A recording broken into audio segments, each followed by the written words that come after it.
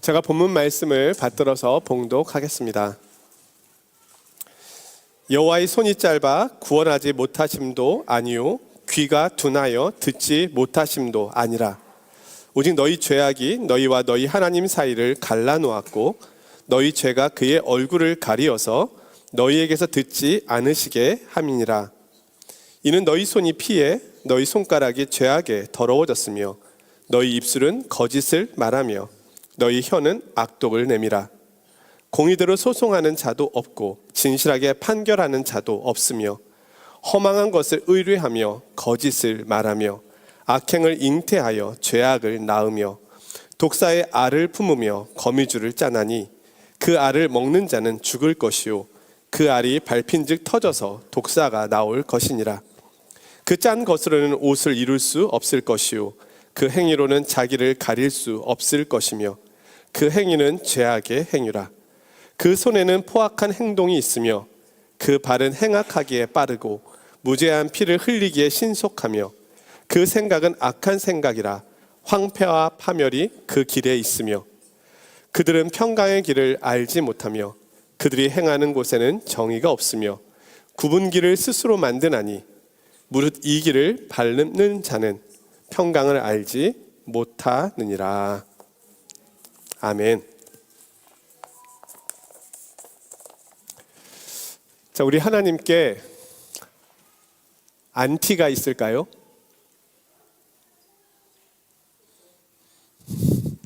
하나님은 신인데 완전하신 분인데 안티가 있을까요? 있다면 그것은 누구의 문제일까요? 오늘 본문에 하나님이 문제라고 말하는 사람들이 있습니다. 하나님께서 부족하셔서 우리를 돕지 않는다고 말하는 이들이 있습니다. 일종의 하나님의 안티 팬들입니다. 그러나 하나님 문제가 아닙니다. 하나님께서 돕고 싶지만 도울 수 없는 겁니다. 하나님이 변해야 할 문제가 아니었습니다. 사람들이 변해야 할 문제였습니다. 그러나 인간은 하나님 앞에서조차 자신의 모습을 보지 못합니다. 그 정도로 어두워져 있는 것이 인간의 모습입니다. 정말로 이 문제를 해결하고 싶다면 하나님 앞에서 나의 문제를 보아야만 합니다. 우리는 안전하지 않은 세상에 살고 있습니다. 3차 세계대전을 염려하고 있습니다. 사회 곳곳에서 똘레랑스, 관용을 잃어버리는 소식이 가득합니다. 우리 어른들은 힘들지만 어찌 살아갈는지 모릅니다. 그러나 우리 자녀들이 살아갈 세상은 어떠할까요? 이런 시대적인 모습이 낯선 것은 아니었습니다. 역사 속에서 반복되어 왔던 일들입니다. 성경에서도 볼 수가 있습니다. 사사시대가 그러했습니다. 그리고 이스라엘의 왕정기가 끝나갈 때 최고조에 다다랐습니다.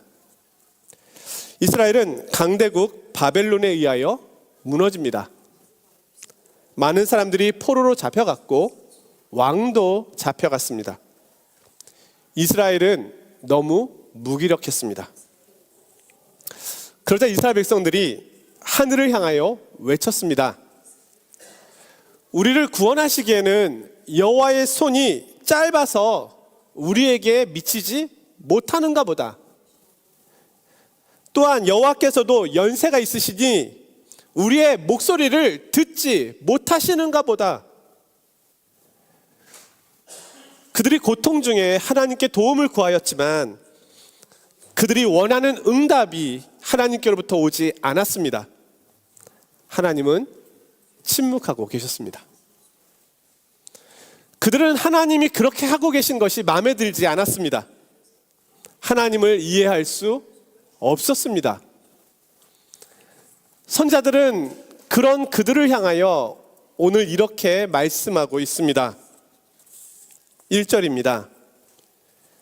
여호와의 손이 짧아 구원하지 못하심도 아니요 귀가 둔하여 듣지 못하심도 아니라. 오늘도 하나님께서는 우리의 고통과 위기에 대하여 침묵하고 계신 것만 같습니다. 우리는 하나님을 이해할 수 없어서 그분의 안티가 되어갑니다. 우리는 이런 하나님을 어떻게 이해해야 할까요? 또한 이 위기를 어떻게 지나가야 할까요? 오늘 이사야서를 통하여 우리에게 주시는 하나님의 음성에 귀를 기울여 보겠습니다. 앞서 말씀드린 것처럼 오늘 본문 이사야 59장은 이스라엘이 바벨론에 끌려가기 직전 그들의 영적인 상태를 보여주고 있습니다. 그들은 가나안 문화에 동화되어서 세속화되었고 하나님을 떠났으며 공의와 정의의 율법을 저버렸습니다. 백성들은 고통받고 있었지만 위로받을 곳조차 찾을 수 없었습니다. 그 결과 하나님께서는 그들을 보호하시는 팔을 거두셨습니다. 그들이 바벨론에 의하여 무너진 것은 하나님 때문이 아니었습니다. 그들의 죄악 때문이었습니다. 2절입니다. 오직 너희 죄악이 너희와 너희 하나님 사이를 갈라놓았고 너희 죄가 그의 얼굴을 가리어서 너희에게서 듣지 않으시게 함이니라. 물론 아직 그들에게는 최소한의 종교적인 형식은 남아 있었습니다. 문의는 하나님의 백성이었습니다. 하지만 하나님의 말씀을 따라 사는 공의와 정의와 사랑은 없었습니다. 이스라엘은 손에 피를 묻힌 채 손가락을 죄악에 더럽힌 채 손을 들고 기도하고 있었습니다. 그들의 기도하는 입술은 거짓을 말하고 있었고 혀는 악독을 발설하고 있었습니다. 3절부터 8절까지가 그들이 어떤 죄악을 지었는지 구체적으로 설명하고 있습니다. 그 가운데 가장 대표적인 내용이 사법정의입니다. 사법정의는 우리 인체로 비유하자면 척추에 해당합니다. 척추가 무너지면 몸이 무너집니다. 그로 인해 공동체가 무너질 수밖에 없습니다. 오늘 본문 4절인데요. 공의대로 소송하는 자도 없고 진실하게 판결하는 자도 없으며 허망한 것을 의뢰하며 거짓을 말하며 악행을 잉태하여 죄악을 낳으며. 과거의 얘기만으로 들리십니까? 오늘 우리 사회의 이야기이지 않습니까? 우리는 이 말씀을 들으면서 이렇게 생각할 수도 있습니다. 목사님, 그것은 판사나 변호사, 법조인들에게 해당되는 이야기지 저에게는 해당되지 않는 것 같은데요. 그럴 수도 있습니다. 그러나 형제를 향하여 거짓을 말하거나 험담하거나 과장하거나 속이는 것도 동일한 죄입니다.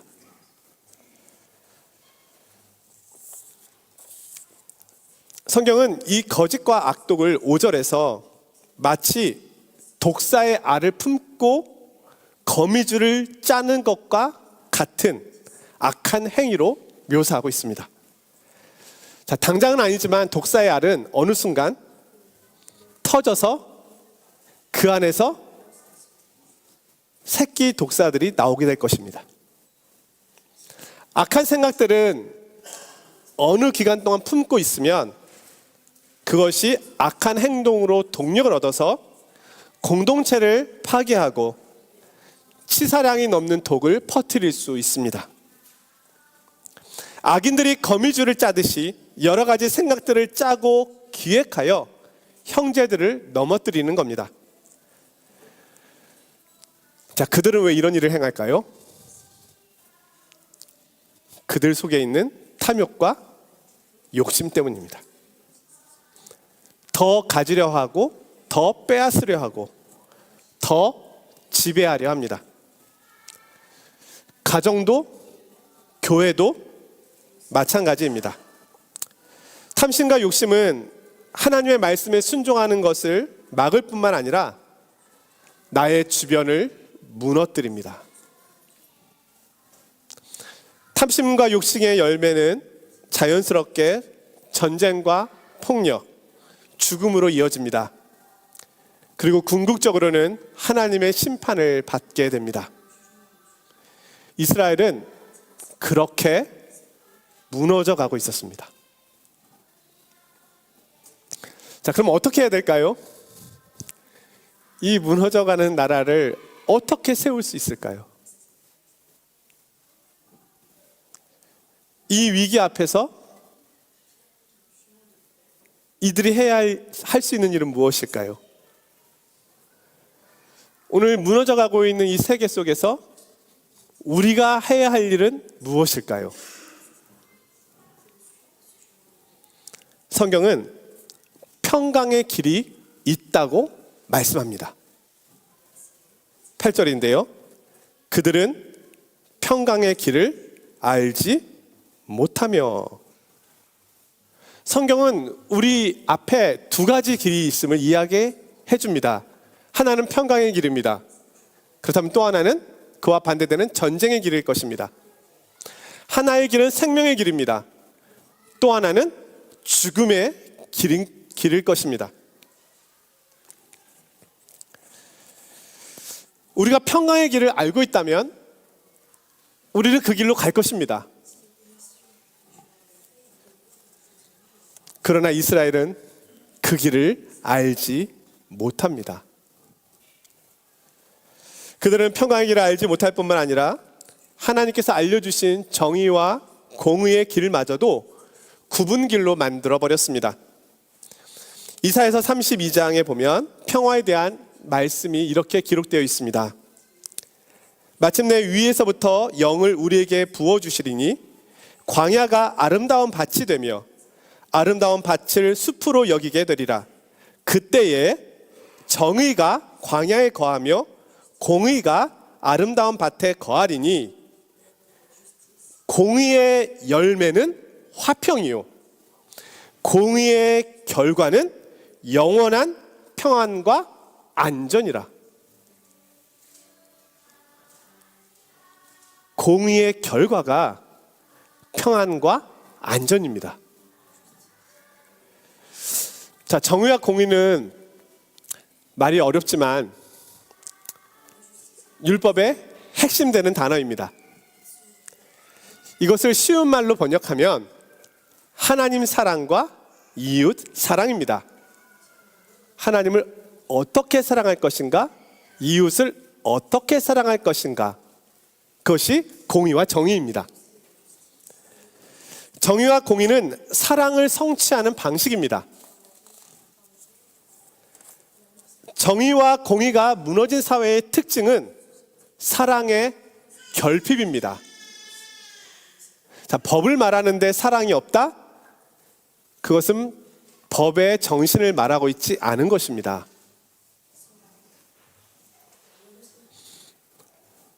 평강의 길을 알지 못하는 인류의 모습은 마치 앞을 보지 못하고 있는 소경의 모습처럼 보입니다.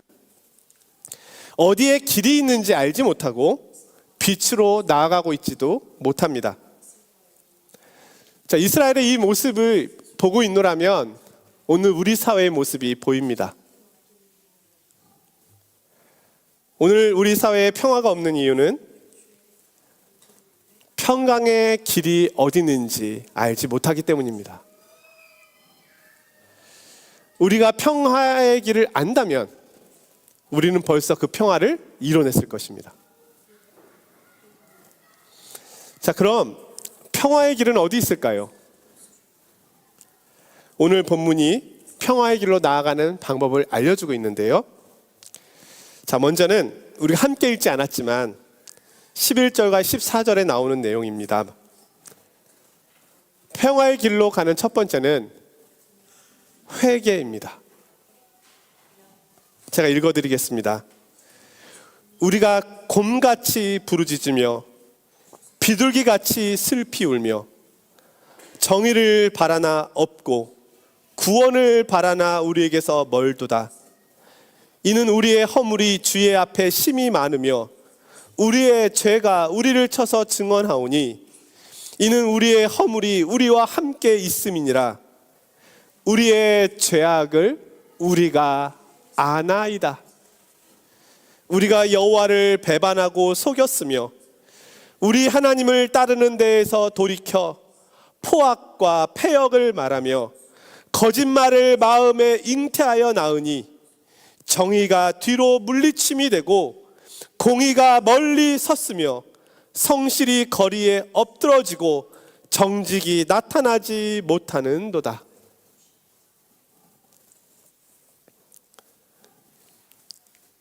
소수의 이스라엘 백성들이 이렇게 하나님 앞에 회개하였습니다. 우리의 탐욕은 여호와를 배반하고 하나님을 떠난 결과입니다. 하나님의 말씀을 버린 결과입니다. 하나님을 따르지 않은 결과입니다. 창세기에 보면 천지가 창조되었을 때의 모습이 나오는데요. 원시 바다가 땅을 품고 있었습니다. 혼돈과 공허가 온 세상을 지배하고 있었습니다. 근데 하나님께서 그곳에 말씀으로 명령하시자 질서가 생기고 그러자 물 가운데서 육지가 드러났습니다. 그리고 그곳에 짐승과 사람, 식물이 살게 되었습니다. 이 세상은 그렇게 창조의 질서 속에서 보존되고 지켜져 왔습니다. 그러나 인간의 탐욕과 욕심은 공의와 정의로 세워진 이 질서를 무너뜨립니다. 그리고 나의 주변에 있는 모든 것을 다시 삼키려 합니다. 그로 인하여 내 주변과 내 주변의 세상은 창조되기 이전에 원시 세계로 돌아가는 모습을 갖게 됩니다. 그곳은 죄악의 본능만이 남은 곳입니다. 힘만이 남은 곳입니다. 약육강식과 폭력, 저주와 험담이 온통 그 땅을 덮게 되는 것입니다. 말씀은 우리에게 단순하게 들려주고 있습니다. 하나님의 창조의 질서를 회복하는 것입니다. 그것은 하나님의 말씀으로 돌아가는 것입니다. 우리가 돌아서야 합니다. 하나님을 바르게 섬기기로 돌이켜야 합니다. 하나님의 말씀의 질서가 이 세상을, 교회를, 가정을, 나를 다스리도록 해야 합니다. 정의와 공의의 질서가 바르게 세워져 가야만 합니다. 그것이 회개입니다. 오늘 우리 구원의 출발은 여기서부터입니다. 구원은 하나님의 말씀의 질서가 나를 지배하도록 하는 것입니다. 우리가 이스라엘 백성들의 모습에서 볼 수 있는 것처럼 이 회개에 동참했던 당시의 사람들은 소수였습니다. 오늘날 평강의 길로 나아가는 사람들, 그들에게 먼저 필요한 것은 회개이지만 이 말씀에 순종하는 이들은 소수일 것입니다. 그러나 중요한 말씀은 이 다음에 나오는데요. 우리가 회개한다고 해서 평강이 만들어지는 것은 아닙니다. 우리는 단지 잘못한 것을 인정한 것뿐입니다. 평강의 길이 어떻게 시작돼야 할지 우리는 모릅니다. 성경은 평강의 길을 만드시는 분은 하나님 자신이라고 말씀합니다. 그래서 평화는 내가 만드는 것이 아니라 부어지는 것입니다. 우리는 평화를 만들 수가 없습니다.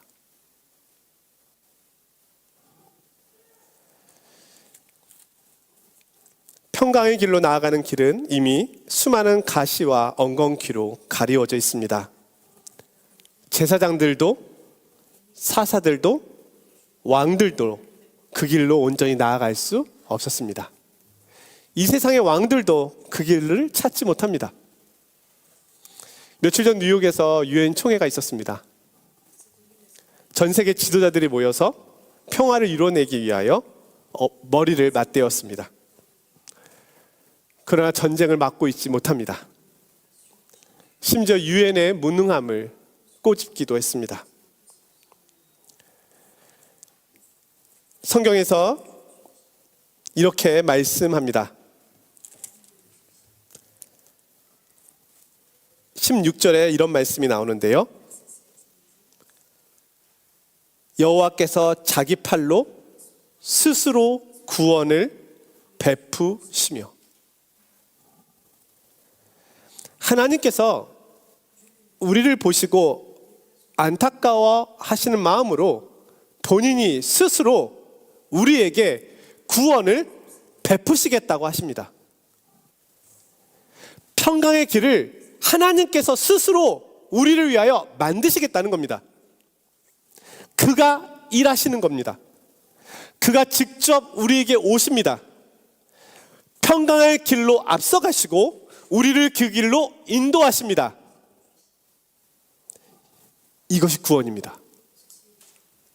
그가 행하신 일, 그가 오늘 나를 위하여 행하신 일, 그것이 구원입니다. 그가 스스로 베푸신 구원의 길은 무엇일까요? 가깝게는 본문 말씀에 보면 이스라엘이 바벨론으로부터 구원받는 것이 구원일 것입니다. 그들의 나라는 무너졌고 그들은 바벨론의 포로로 잡혀갑니다. 그들은 자신들을 구원할 힘이 없었습니다. 그러나 하나님께서 그들을 구원하셔서 다시 돌아오게 하십니다. 하나님이 하셨습니다.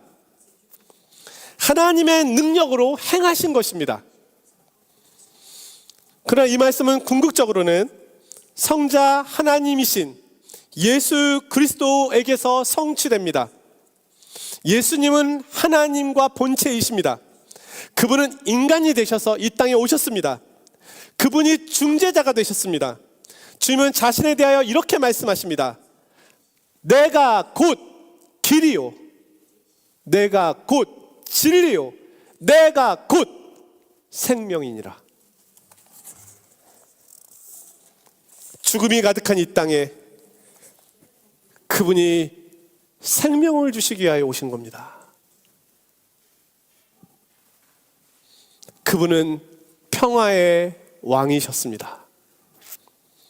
그분이 가는 곳에는 회복과 치유와 구원이 일어났습니다. 그분은 어두운 이 세상의 참빛이 되셨습니다. 그분은 눈먼 우리의 눈을 뜨게 하셨고 닫혀진 우리의 마음을 열어주셨으며 절름발인 우리를 걷게 하십니다. 우리는 힘이 없습니다. 그러나 하나님께서 직접 오셔서 우리를 구원하십니다. 이번 한국 방문 때 우연히 파리에서 한 교회를 섬기시는 장로님을 만나게 되었습니다. 화가이신 장로님이신데요. 그분이 불어권 지역 선교사로 파송받는 파송식 현장에 정말로 우연히 제가 있었습니다. 그분이 선교사로서의 새로운 삶을 시작하며 소감을 말씀하셨습니다. 울먹이시면서 이렇게 고백하셨습니다. 저는 살기 위해서 순종합니다.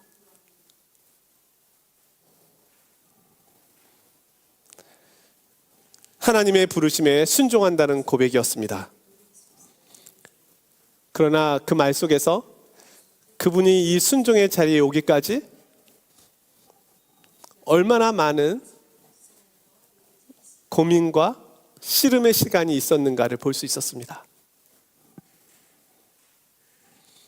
그러나 그분은 그렇게 고백하심으로 참 자유를 누리고 계심을 제가 보게 되었습니다. 주님께서는 평강을 주시기 위하여 오십니다. 구원을 주시기 위하여 나에게 오십니다. 하나님의 손길만이, 구원만이 나를 살리실 수 있습니다. 사랑하는 성도 여러분, 오늘 인류는 길을 잃어버렸습니다. 매일 듣는 뉴스는 평강의 길을 알지 못하는 우리의 현실을 보여주고 있습니다. 여호와의 손이 짧아서일까요? 여호와께서 듣지 않으시기 때문일까요? 혹시 우리의 죄가 주님께서 주시는 평화의 길을 막은 것은 아니겠습니까? 오늘 성경은 말씀하고 있습니다. 우리의 죄악을 회개하고 돌이키라. 탐심과 욕심을 버리고 하나님의 말씀을 따르라. 하나님께 주시는 평화를 받으라. 하나님께 주시는 평강의 은혜를 따르라. 이것이 우리가 해야 할 일입니다. 평강의 길은 하나님께서 직접 주십니다. 자신의 능력으로 스스로 행하십니다. 그 길이 예수 그리스도를 통하여 우리에게 주신 길입니다. 예수 그리스도 안에 생명이 있습니다. 예수 그리스도 안에서만 구원이 있습니다. 예수 그리스도 안에서만 평강이 있습니다. 하나님께서 우리를 위하여 이 구원을 행하셨고 지금도 예수 그리스도 안에서 이 일을 행하시고 계십니다. 하나님의 말씀을 믿고 순종하며 살아가려는 성도님들 위해 하나님께 주시는 이 평강의 은혜가 충만히 넘쳐나시기를 주님의 이름으로 간절히 축원드립니다. 거룩하신 하나님, 저희에게 평강의 길을 알려주시니 감사합니다. 우리의 구원은 오직 하나님께 있습니다. 우리에게 보여주신 생명의 길로 나아가는 저희들이 되게 하옵소서. 예수님의 이름으로 기도드리옵나이다. 아멘.